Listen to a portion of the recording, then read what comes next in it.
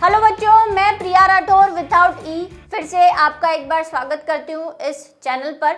और आज हम लेकर आए हैं चैप्टर नंबर 4 जनन स्वास्थ्य में, जो हमारा चल रहा है काफ़ी अच्छे से, उसको लेकर आए हैं, उसका L4। तो देख लेते हैं क्या है इसका चैप्टर फ्लो। जो आपको पता ही है कि ये सारी रामायण हमें पढ़नी है।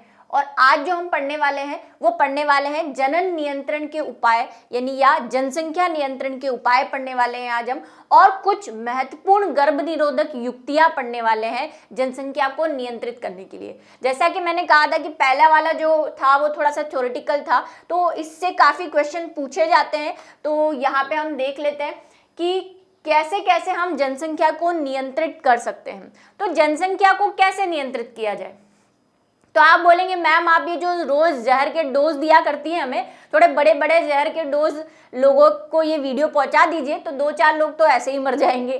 तो वो सॉल्यूशन नहीं है, मतलब मारना सॉल्यूशन नहीं है। मारेंगे लेकिन प्यार से मारेंगे, जनसंख्या को कम करेंगे लेकिन प्यार से करेंगे। तो सबसे पहला जो जनसंख्या नियंत्रण का है कि हम क्या कर ले, बर्थ रेट को कम कर दें। यानी जनसंख्या में जो जन्म दर है, ये जो बच्चे पैदा करने की जो मशीनें चल रही है उनको रोक दिया जाए। दूसरा क्या कर सकते हैं, विवाह की उम्र निर्धारित करें। बच्चे कब होंगे, जब विवाह होगा। तो विवाह की उम्र को हम क्या कर सकते हैं, कम कर सकते हैं या ज्यादा कर सकते हैं, जो भी डिपेंडेंट हो। क्या करने में फायदा लग रहा है आपको, ज्यादा करने में या कम करने में? तो विवाह की उम्र को ज्यादा करने में फायदा लग रहा है कि जनसंख्या जो है, अगर देर से शादी होगी तो देर से बच्चे होंगे, ऑब्वियस है। अब उसका कुछ नहीं किया जा सकता शादी के पहले वाले काम का, ठीक है। तो यहाँ पे जो अभी कई बच्चों ने मुझे, पहले मैंने एक विवाह की उम्र बताई थी कि हमने कहा था कि गर्ल की जो विवाह की उम्र है वो 18 इयर्स है, ओके। और बॉय की मैंने बताई थी कि 21 साल है। उस पे कई लोगों ने कमेंट किया है कि नहीं मैम अब तो गर्ल की उम्र जो है वो 21 साल। हाँ मैंने भी सुना वो, लेकिन वो 2-3 महीने पहले जो आया है वो अभी कैबिनेट में पास हुआ है, उस रूल को लागू नहीं किया गया है अभी तक, और अभी उस पर कार्रवाई चल रही। कोई भी लीगल यानी कोई भी कानून बनता है बेटा तो उसके कुछ प्रोसीजर्स होते हैं। पहले वो कैबिनेट में जाता है, फिर वो राज्यसभा, लोकसभा और राष्ट्रपति तक जाता है, उसके बाद कानून बनता है। सोशल थोड़ी बहुत मैंने जहां तक पढ़ी है, आई थिंक शायद मैं सही बोल रही हूँ। तो अभी ये क्या है, सिर्फ कैबिनेट में पास हुआ है। आप जो बोल रहे हैं वो अभी ऊपर वाले लेवल पे पहुंचा नहीं है, और पहुंचने के बाद भी वो अभी लागू नहीं हुआ है। मतलब अभी ये कहीं नहीं बताया गया है कि आज से ये रूल लागू हुआ है या 6 महीने बाद ये रूल लागू होगा, कुछ भी नहीं बताया गया है। तो अभी हमें यही पढ़ना है क्योंकि एनसीईआरटी बुक भी यही कह रही है और हमें उसके अकॉर्डिंगली जो है वो फॉलो करने, ठीक है। तो 18 वर्ष लड़की की उम्र कर दी जाए तभी उसकी शादी होनी चाहिए। उसके कई रीजंस हैं जो आपने समझे हैं कि 18 वर्ष तक जो लड़की है वो फिजिकली यानी शारीरिक रूप से डेवलप हो जाती है, ताकि अगर शादी हो तो ऑब्वियसली बच्चे के चांसेस है, तो बच्चा हो तो वो उसका शरीर उसके लिए रेडी रहे। बाल विवाह को नहीं होने देना है, क्योंकि देखो मेरे प्यारे बच्चों, अब आप इतना पढ़ लिए हो कि इतनी बात समझ गए कि मेंस्ट्रुअल साइकिल तो वही, अगर गर्ल की बात करें तो 12 से 13 के आसपास मेंस्ट्रुअल साइकिल शुरू हो जाता है। और मेंस्ट्रुअल साइकिल शुरू होना मतलब कि वो उसमें क्या आ गई है, फर्टिलिटी आ गई है। फर्टिलिटी समझ गए, मतलब अब वो बच्चा को पैदा कर सकती है, मीन्स रिप्रोडक्शन कर सकती है। तो अगर आप उसका बाल विवाह करा देंगे, मीन्स 18 वर्ष से पहले करा देंगे, तो उसकी उम्र क्या रह जाएगी, 12-13 साल में उसको बच्चा हो जाएगा, होना ही है ऑब्वियसली। अब शादी हुई है तो बच्चा होगा ही। तो ये वाली चीज को रोकने के लिए हम क्या फॉलो करते हैं कि 18 ईयर्स कर दी जाए। इसका क्या नतीजा होगा कि भाई जहाँ पे रिप्रोडक्टिविटी यानी बच्चे पैदा करने की जो चीज़ है वो 13-14 साल से शुरू हो रही है, तो वो अपनी उम्र के 40-50 मतलब जब तक उसको मेंस्ट्रुअल साइकिल बंद नहीं होता तब तक रहेगा। यहाँ पे हमने 4-5 साल तो वैसे ही कम कर दिए। 18 के बाद लड़का देखेंगे करेंगे तो 18 के बाद कराएंगे, उसके 1-2 साल बच्चा होगा, तो हमने 5-6 साल तो वैसे ही कम कर दिया। मतलब हमने शायद बहुत सारी जनसंख्या कम कर दी। तो एक ये वाला जो रूल है, विवाह की उम्र निर्धारित कर दी जाए, जिस पर अभी काफ़ी इश्यूज है। तो अभी तक तो हम यही फॉलो करेंगे। उसके बाद जो दूसरा वाला है वो काफी बड़ा टॉपिक है कि जन्म दर को कैसे नियंत्रित करा जाए। ठीक है, तो सबसे पहले हम पढ़ेंगे कि जन्म दर को नियंत्रित करना मतलब क्या करना है। कि जन्म दर को नियंत्रित करने के लिए हम गर्भ निरोधक या कॉन्ट्रासेप्शंस यूज करते हैं। क्या है गर्भ निरोधक? गर्भ का मतलब समझ गए आप, गर्भ मीन्स फीटल या फर्टिलाइजेशन या एम्ब्रियो, उसको निरोध करना मतलब अलग करना, कम करना, खत्म करना। तो उसके लिए हम आजकल बहुत सारी युक्तियां करते हैं कि अगर हम इंटरकोर्स करें या संभोग करें या सहवास करें, जो भी जैसा भी वर्ड आपको समझ में आता है, और बच्चा ना हो, क्योंकि भाई वो तो जीवन का हिस्सा है। और आजकल जैसे मैंने आपको कहा जमाना बड़ा मॉडर्न है, लोग लिविंग में रहते हैं, है ना, बड़े बड़े लोग। और आसपास भी आपने देखे होंगे कि एक दो से तो कुछ होता नहीं, हमारा 3-4 जब तक शादी नहीं हो जाए तब तक काफी फिजिकल रिलेशनशिप बन जाते हैं। तो उसमें अगर हर पार्टनर के साथ हम ऐसे बच्चा पैदा करने लग जाएंगे बिना शादी के, तो लीगली भी वो गलत होगा। तो उस सब को देखते हुए हमने ये सोचा कि हम एक गर्भ निरोधक यूज कर लें, ताकि जो भी रिलेशन हो रहे हैं उसमें हमेशा बच्चा ना हो, या एक ड्यूरेशन हम क्या कर पाए, ले पाए। जैसे शादीशुदा भी है, चलो मॉडर्न एज को छोड़ दो, शादीशुदा भी है कि फर्स्ट टाइम उसके बेबी हुआ, बेबी का 6 मंथ आप मान लीजिए, जो हमने पढ़ा कि 6 मंथ बच्चा फीड करेगा तब तक चांसेस है कि उसको फर्टिलाइजेशन नहीं हो। लेकिन जैसे ही मेंस्ट्रुअल साइकिल स्टार्ट हुआ फिर से वो फर्टिलाइजेशन के लिए रेडी हो जाती है फीमेल।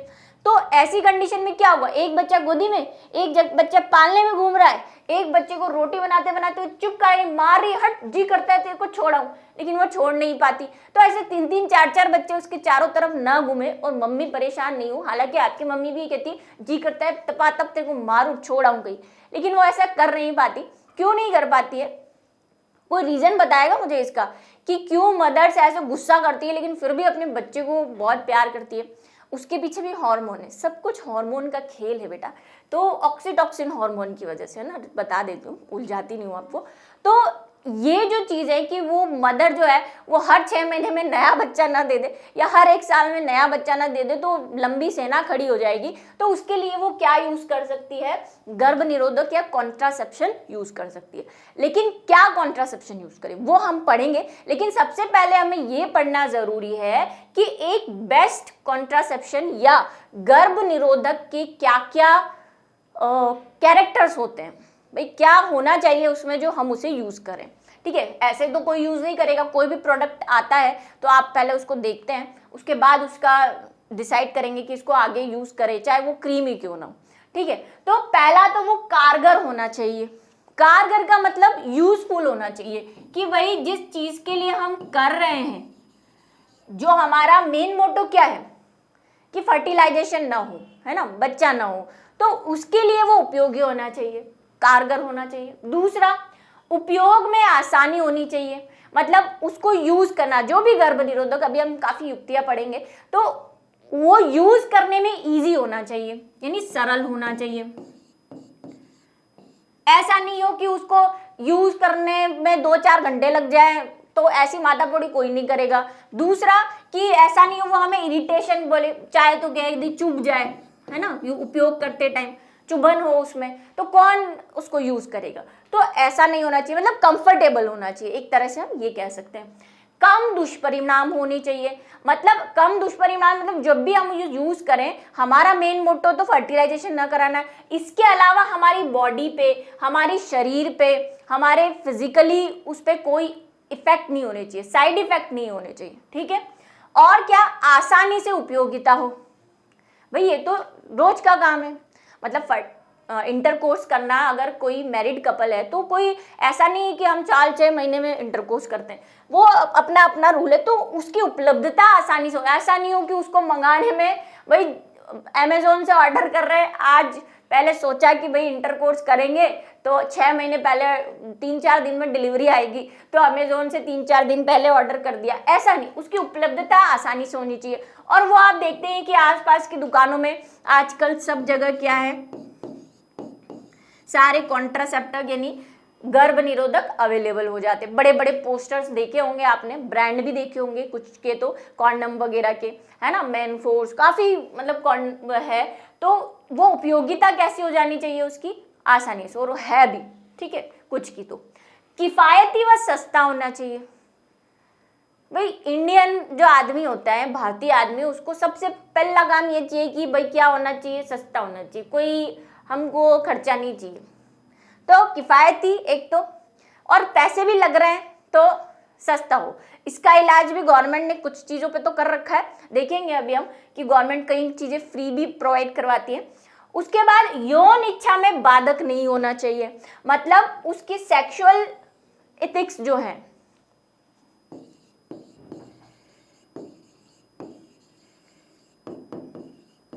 उस पर कोई इफेक्ट नहीं होना चाहिए, है ना। ऐसा नहीं कि हम जो भी ये गर्भ निरोधक यूज करें, भाई वो हम कम दुष्परिणाम में पढ़ चुके हैं कि कोई भी ऐसा साइड इफेक्ट नहीं होना चाहिए। मीन्स उसको ऐसी फीलिंग नहीं आनी चाहिए कि नहीं इंटरकोर्स नहीं करना है या सेक्सुअली रिलेशनशिप नहीं रखना है, ऐसे कोई दुष्परिणाम नहीं होने चाहिए। वो दुष्परिणाम के साथ ये वाला भी आ गया, ठीक है। चलिए, तो अब हम पढ़ लेते हैं कुछ महत्वपूर्ण गर्भ निरोधक युक्तियां कि क्या क्या हम यूज कर सकते हैं, क्योंकि आप भी फ्यूचर में भी शादी जैसे मैंने कहा करोगी, तो आपको ये सब पता होना चाहिए। तो सबसे पहली है प्राकृतिक विधि, यानी कि नेचुरली हम कैसे इसको कर सकते हैं, देखेंगे अभी। उसके बाद है अवरोधक, जिसे बैरियर कहा जाता है।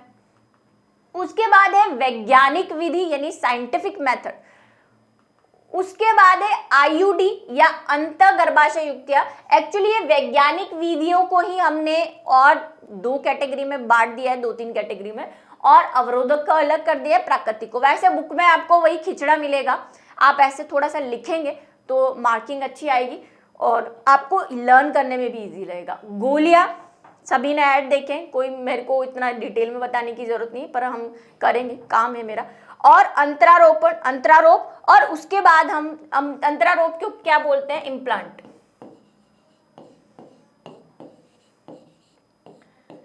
और तीसरी है शल्य क्रिया विधि, जो लास्ट, यानी कि पहली है, दूसरी है, तीसरी है और चौथी है, बीच में ये इसके पार्ट हैं, ठीक है। इसके भी कई पार्ट पढ़ेंगे, लेकिन वो सब अंदर ही आ जाएंगे, पैराग्राफ फॉर्म में ही आ जाएंगे। तो ये है हमारा मेन जो गर्भ निरोधक युक्तियां, ठीक है। अब इसमें से सबसे पहले हम पढ़ेंगे प्राकृतिक विधि। तो आ जाते हैं प्राकृतिक विधि पे। अब क्या, जैसे मैंने कहा कि ये है जुगाड़ू टाइप की विधि। कौन सी विधि, जुगाड़ू।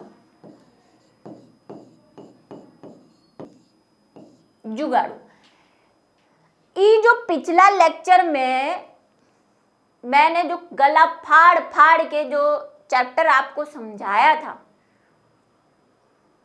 पिछले लेक्चर में, वो यही खातिर समझाया था बस कि यह आना था हमें, और इसी के लिए। तो ये जो प्राकृतिक विधि है, ये जुगाड़ू इंडियन थिंकिंग के हिसाब से सस्ता, सुंदर, टिकाऊ वाला, ठीक है, जुगाड़ू। और मैं ये कह सकती हूँ कि ये जो कंजूस टाइप के लोग होते हैं उनके लिए ये, कि हींग लगे ना फिटकरी, रंग हुए चोखा, वो वाली काम के लिए। लेकिन इसके कुछ क्या है, साइड इफेक्ट भी होंगे, पढ़ेंगे। अब जुगाड़ तो जुगाड़ ही रहेगा ना, है ना। तो वो जो ये जो पिछला लेक्चर में हम पढ़ के आए ना, पूरा डिटेल, उसका सार, उसका कंक्लूजन, उसका पूरा निचोड़ हमें यहाँ निकालना है इस प्राकृतिक विधि के अंदर।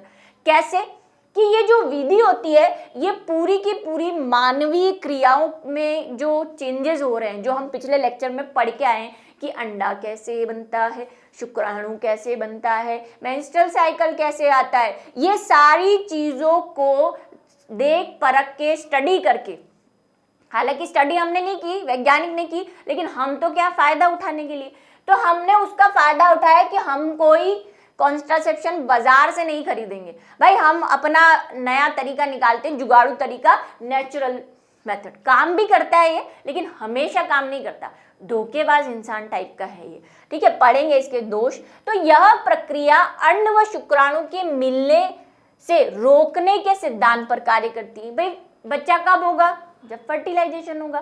फर्टिलाइजेशन कब होगा, जब अंडा और शुक्राणु मिलेंगे।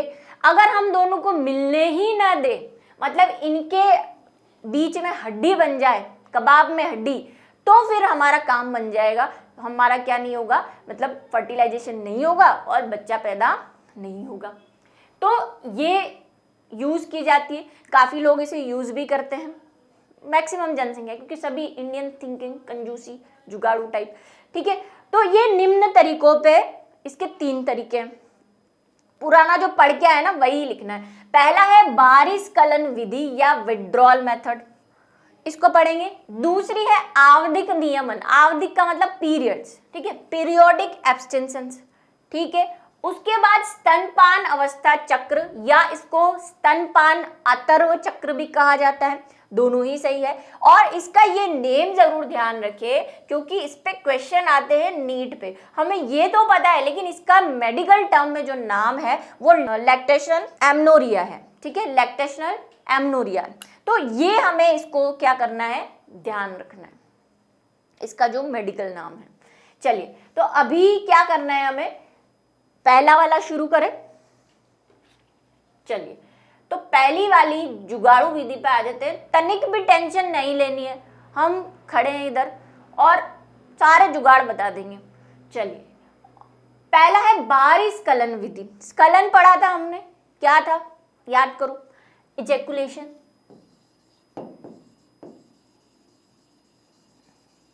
इजैकुलेशन क्या था, वीर्य का यानी सीमन का पेनिस से बाहर निकलना, ये क्या था, इजैकुलेशन। उसके पहले वाला प्रोसेस भूल जाओ अभी। तो इस विधि में क्या किया जाता है कि जब इजैकुलेशन कब होता है, जब इंटरकोर्स होता है, ऑब्वियस, ठीक है, इंटरकोर्स होता है। तो इंटरकोर्स यानी मैथुन होता है, संभोग होता है, सहवास होता है, जो भी मैं एक ही वर्ड बोल पाती हूँ हमेशा, इंटरकोर्स, ठीक है। इस इंटरकोर्स में क्या है कि जो पेनिस है ये क्या हो गई, ये योनि हो गई, ठीक है, और ये हो गया पेनिस।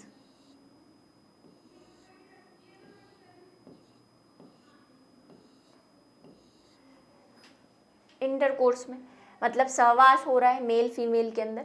अब जब इजैकुलेशन होता है, मीन्स आपको बताया था कि जब इंटरकोर्स होता है तो पेनिस की जो ब्लड वेसल्स होती है उसमें बहुत ब्लड भर जाता है। उसके बाद घर्षण की वजह से, मतलब इजैकुलेशन में जो घर्षण होता है, लुब्रिकेशन भी काम करता है वहां पे, तब क्या होता है, वीर्य जो है वो शिशन से बाहर आ जाता है। तो इसमें योगदान जो है वो किसका रहेगा, मेल का, यानी कि जो पुरुष है उसका योगदान यह रहेगा कि जब उसे फील होगा कि मेरा वीर्य जो है वो बाहर आने वाला है, सीमन बाहर आने वाला है, तो वो क्या करेगा, शिशन को मादा की योनि से निकाल लेगा और उस वीर्य को कहाँ पे, बाहर की ओर उत्सर्जित कर देगा, है ना, ठीक है, वेजाइना में नहीं जाने देगा। ये तो यही यहाँ पे लिखा है। इस प्रक्रिया में सहवास, सहवास का मतलब वही, के दौरान पुरुष वीर्य स्खलन से पहले ही शिशन को मादा के शरीर से बाहर निकाल लेता है, ठीक है। इसका एक साइड इफेक्ट भी है, ये मैंने बोला जुगाड़ू है, सबके साइड इफेक्ट बता रही हूं मैं। जुगाड़ू तो है, ये काम भी करता है लेकिन हमेशा काम नहीं करता।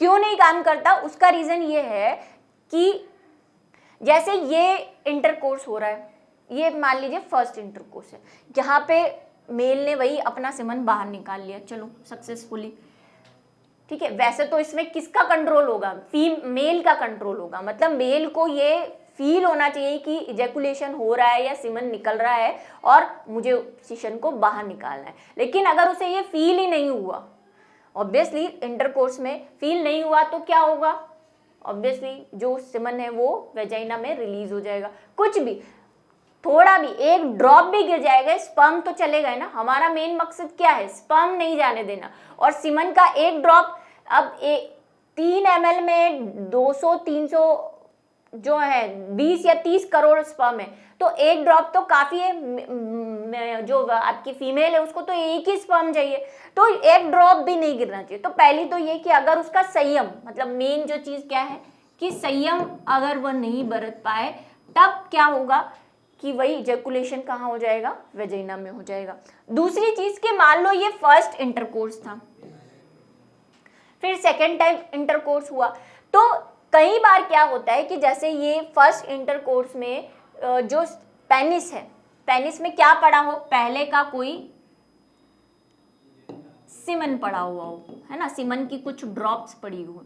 और आपको पता है स्पर्म कितने घंटे जिंदा रहते हैं, 24 से 48, मतलब बाहर भी अगर है पेनिस में तो ये पहले का सीमन इसमें पड़ा हुआ था। सेकेंड टाइम उसने फिर से क्या किया, इंटरकोर्स किया।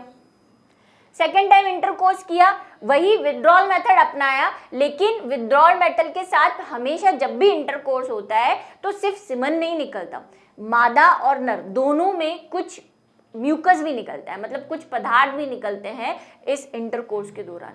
तो पहले जो पेनिस होता है उसमें से डायरेक्ट सीमन नहीं निकलता, पहले कोई द्रव्य निकलता है, प्लाज्मा टाइप का द्रव्य, उसके बाद सीमन निकलता है। तो यहाँ पे पहले से थोड़ा सा सीमन था, अब वो जब प्लाज्मा निकलेगा, मतलब पहले वाला द्रव्य निकलेगा, तो उसके साथ सीमन कहाँ आ जाएगा, वेजाइना में आ जाएगा। जब वो सेकेंड टाइम क्या कर रहा हो, इंटरकोर्स कर रहा हो, तो इसके साथ क्या होगा, वो प्लाज्मा और प्लाज्मा के साथ जो स्पर्म है या सीमन है उसकी कुछ ड्रॉप आ जाएगी। भले ही वो बाद वाला इजेकुलेशन वाला जो सीमन है वो बाहर निकाल दे, लेकिन कुछ ड्रॉप मादा के वेजाइना में जा सकती है। तो ऐसी कंडीशन में ये जो चीज़ है वो फेल हो जाती है, विथड्रॉल मेथड काम हमेशा नहीं करता। चलिए नेक्स्ट है आवधिक नियमन। ये भी हमारी स्टडी पे, मतलब पिछले जो चैप्टर है उसमें हम जो पढ़ के आए हैं, जो स्टडी किया है, करी थी हमने, किसकी स्टडी की थी, मेंस्ट्रुअल साइकिल की, उस पे बेस है। यहाँ पे नेम से आपको दिख रहा होगा पीरियोडिक। तो हमने ये पढ़ा था कि जो मेंस्ट्रुअल साइकिल होता है, मेंस्ट्रुअल साइकिल यानी कि मासिक चक्र, उसमें क्या देखा था हमने कि 1 से 5 तक तो ब्लीडिंग होती है, जैसे 3 से 5 लिखा था, हम अभी पूरा 1 से 5 लिख रहे हैं। उसके बाद 14th डे पे क्या होता है, एग आता है, यानी अंडा आता है। और आपको ध्यान हो तो मैंने बताया था कि ये 14th डे हम स्टडी के आधार पर बोलते हैं, लेकिन इससे 1-2 दिन पहले 1-2 दिन बाद भी एग के आने के चांसेस पूरे के पूरे रहते हैं। और एग एक दिन जिंदा भी रहता है, तो अगर 14th डे भी हुआ है तो 15 डे पे तो एग होगा। और ऐसा माना जाता है कि स्टडी के आधार पर, क्योंकि हमारा जो मेंस्ट्रुअल साइकिल है वो एक जैसा नहीं चलता, हमारे स्ट्रेस, ये एक्चुअली डिपेंड किस पे करता है, स्ट्रेस पे। जो फीमेल्स है वो इस बात को अच्छी तरह समझ रही होंगी कि आपको हम यहाँ बोलते हैं 28 डेज, लेकिन 28 डेज सबका कंप्लीट नहीं होता, आपकी जो डेट है वो हमेशा चेंज होती रहती है। क्यों? क्योंकि ओव्यूलेशन चेंज हो जाता है। ओव्यूलेशन का अगर हम एक पीरियड माने तो वो 10 से 17 डेज के अंदर होता है। 14th डे पे तो होता है, लेकिन ये वाले डेज भी रिस्की हैं, मतलब 10th डे पे 11, 12, 13, 14, 15, 16, 17 डेज तक एग का एवोल्यूशन या ओवुलेशन या एग निकल सकता है।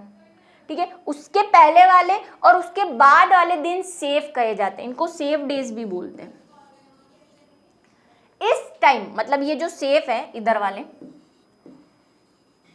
कहां से, 1 से 5 मान लीजिए, और उधर 17, 18 से 28 मान लीजिए। अगर इनके बीच में इंटरकोर्स होता है तब तो फर्टिलाइजेशन नहीं होगा, लेकिन आपने 10 और 17 के बीच में इंटरकोर्स किया है, मीन्स संबंध स्थापित किया है, तो क्या होगा, आपके फर्टिलाइजेशन के चांसेस मैक्सिमम है। ठीक है, यही लिखा हुआ है। इस प्रक्रिया के दौरान सहवास 10वें व 17 दिन नहीं किया जाता। मतलब इसमें भी क्या होगा भाई, कंट्रोल रखना पड़ेगा, संयम। तो ये मैंने बोला प्राकृतिक मेथड टोटली किस पे डिपेंडेंट है, कंट्रोल पे डिपेंडेंट है, नहीं करना है, क्योंकि इस दौरान मादा के शरीर में उर्वर समय चल रहा होता है। उर्वर मतलब वो फर्टाइल होती है 10 से 17 दिन। इस दिन कभी भी एग आ सकता है, तो इस दिन हमें क्या नहीं करना है, इंटरकोर्स नहीं करना है। हाँ, इसमें वही कि वही कंट्रोल नहीं रख पाए तो ये मेथड भी गया। ठीक है, दूसरा कि मान लो इन डेज के अंदर आपने इंटरकोर्स नहीं किया, मान लो 18th डे पे किया, लेकिन 17 को अगर रिलीज हुआ होगा तो 18 को भी चांसेस है, एक दिन तो जिंदा रहता है ना एक, है ना। और मान लो आपने 5th डे पे किया हो, मान लो इंटरकोर्स किया हो, डिपेंड, 5th डे पे इंटरकोर्स किया हो, स्पर्म 48 आवर्स जिंदा रहेगा, मतलब 2 दिन जिंदा रहेगा। और अगर आपका एवुलेशन 11 डे पे हो रहा है, 6-7 डेज पे हो गया, सॉरी,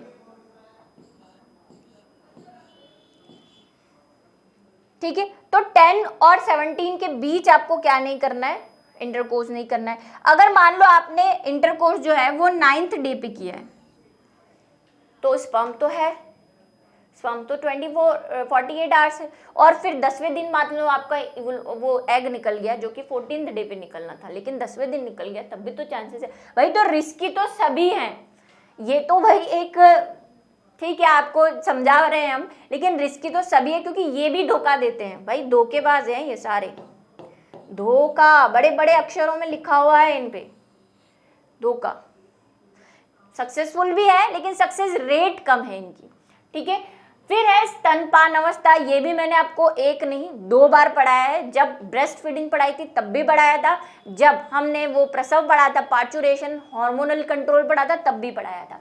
क्या है इसमें, लैक्टेशनल एमोनोरिया जिसको बोलते हैं, यह एक प्राकृतिक घटना है कि जब स्त्रियां अपने शिशु को स्तनपान करा रही होती है या करा रही होती है तो उसमें अंडोत्सर्ग नहीं होता। इस दौरान किए जाने वाले सहवास में निषेचन की घटना बहुत कम होती है। ये मैं आपको बता चुकी हूँ 6th मंथ कि अगर कोई मदर जो है वो क्या करवा रही हो, बच्चे को फीडिंग करवा रही है, वो फीडिंग तो 1.5 साल तक करवा रही हो, लेकिन 6 मंथ तक अगर उसको मेंस्ट्रुअल साइकिल नहीं आ रहा, मेंस्ट्रुअल साइकिल नहीं आना भी जरूरी है, ऐसा नहीं मेंस्ट्रुअल साइकिल आ रहा है तो भी हम 6 मंथ तक फ्री है। मेंस्ट्रुअल साइकिल अगर आ रहा है तो भाई फर्टिलाइजेशन तो होगा, चाहे बेबी को फीड कराओ चाहे किसी को कुछ कराओ। तो 6th मंथ तक अगर उसको मेंस्ट्रुअल साइकिल नहीं आता, इट मीन्स वो उस टाइम क्या नहीं हो सकती है, प्रेग्नेंट नहीं हो सकती है। उसके बाद फिर इसमें भी आपको 6th मंथ के बाद प्रिकॉशन, और कुछ लेडीज तो ऐसी भी होती है 7-8 मंथ तक उनको मेंस्ट्रुअल साइकिल नहीं आता, तो वो अलग मैटर है। लेकिन एक एवरेज अगर हम बात करके चलते हैं तो क्या हो सकता है, जब वो फीड करवा रही होती है तो उसको मेंस्ट्रुअल साइकिल नहीं आएगा और फर्टिलाइजेशन भी नहीं होगा। क्यों? क्योंकि वो हार्मोनल कंट्रोल, मैंने आपको बताया था कि वो जब बेबी सक करता है ब्रेस्ट को तो एक प्रोलैक्टिन और प्रोजेस्टेरोन जाकर उधर क्या नेगेटिव फीडबैक देते हैं कि फॉलिकल्स नहीं बनाने, ठीक है। तो वो वाला प्रोसेस चल रहा होता है इस वजह से, ठीक है। ये वाली बात हो गई। तो ये तो भाई प्राकृतिक वरदान है। प्राकृतिक उपायों के लाभ, अब भाई इनके लाभ क्या है, तो सिंपल से ना हींग ना फिटकड़ी वो बताया ही, तो वो यहाँ नहीं लिखना है, किताबों में ऐसी बातें ना लिखे। प्राकृतिक युक्तियों में कोई बाहरी साधन का उपयोग नहीं होता, कुछ भी हमने बाहरी यूज किया क्या, हमारे शरीर की क्रियाओं को ही सोच समझ के हमने जुगाड़ लगाए।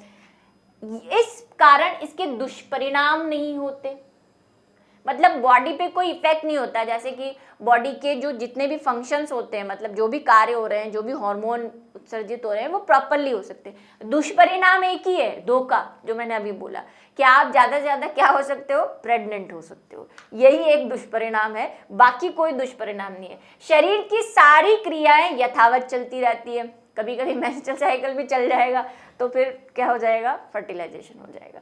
तो ये प्राकृतिक उपायों के लाभ है, उसके साथ नुकसान भी पड़ने हैं, दोष जो मैंने बता दिए कि प्राकृतिक युक्तियां अधिक कारगर नहीं होती, मतलब 100% श्योरिटी नहीं है किसी में भी, इनकी असफलता की दर अधिक होती है। इनकी असफलता की दर क्या होती है, अधिक होती है, जैसा कि मैंने अभी बताया कि वही कंट्रोल, टाइमिंग, जरा सा भी इधर उधर हुआ बेड़ा गर्क गया। उसके बाद इसमें दृढ़ निश्चय की आवश्यकता होती है, संयम जो मैंने बता दिया, ठीक है, सेल्फ कंट्रोल, ठीक है। तो ये हमने पढ़ी प्राकृतिक विधियां, इनको हमने किस लेवल पे पढ़ा, जो हमने स्टडी की पिछले चैप्टर में और साइंटिस्ट ने जो स्टडी की उसके आधार पर हमने प्राकृतिक विधियां बताई हैं। अब अगले लेक्चर में हम पढ़ेंगे अवरोधक और बाकी गर्भ निरोधक युक्तियां। तो बने रहिए हमारे साथ और इंतजार कीजिए अगले वीडियो लेक्चर।